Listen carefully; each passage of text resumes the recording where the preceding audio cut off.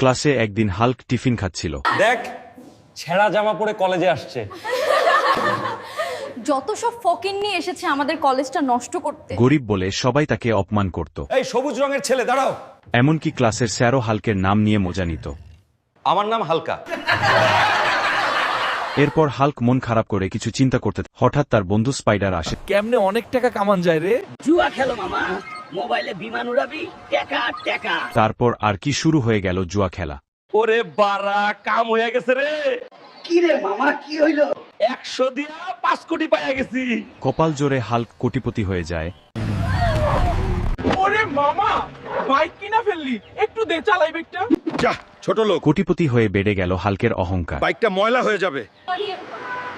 হায় হায় রে, 50 কোটি পাইতে গিয়ে সব দেখি শেষ করে ফেললাম। ছোট লোক, গরিব, ব্রেকআপ।